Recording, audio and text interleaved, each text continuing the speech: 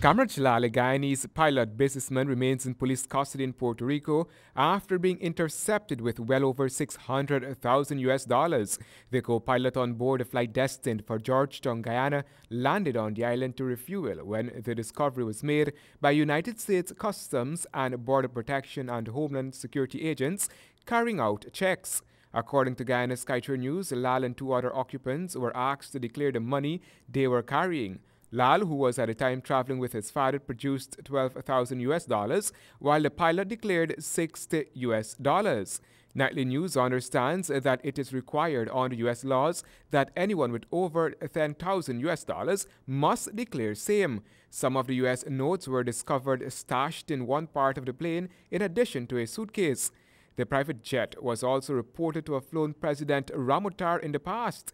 Cabinet Secretary Dr. Roger Lungeon was asked to comment on the issue. But I can, once given the specifics, which trips and to where, I can at least advise you whether public funds were used to pay for traveling on that private jet to wherever the president was taken. I can provide that information quite readily once you tell me it was to this country and it was this date.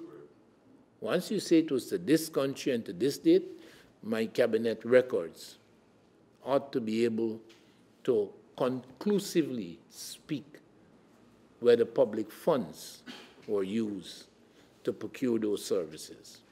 Somehow I suspect not, but the proof is there. Meanwhile, the Alliance for Change is demanding a full investigation into the operations of the Executive Jet Club. The discovery of over $600,000 US dollars of undeclared cash in one of its aircrafts provides sufficient grounds for a closer look into the operations of the business. How long has this been going on? Where did the money come from? And what was its intended usage? The operation of the president's airline of choice clearly needs investigating. According to Hughes, well-placed sources at the Cheddi Jagan International Airport have disclosed that the airport senior management has adopted a hands-off position when it comes to the Executive Jet Club. Security personnel have been instructed not to stop and search vehicles entering or leaving the Jet Club hangar.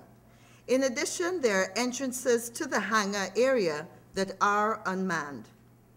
Airport staff have complained about the free movement of Jet Club personnel around the airport and the almost non-existent security checks of the aircraft and its passengers. The AFC was also informed that a close relative of Mr. Kemraj Lal, who is employed by the CGIA in its accounts department, often takes responsibility for checking Jet Club's two aircrafts on departure and also on arrival.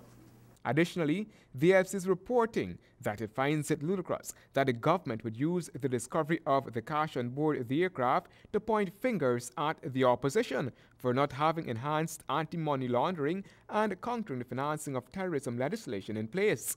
Lal is reported to be the CEO of Gainesville, a Florida-based executive jet club. Handel Duncan, HGP Nightly News.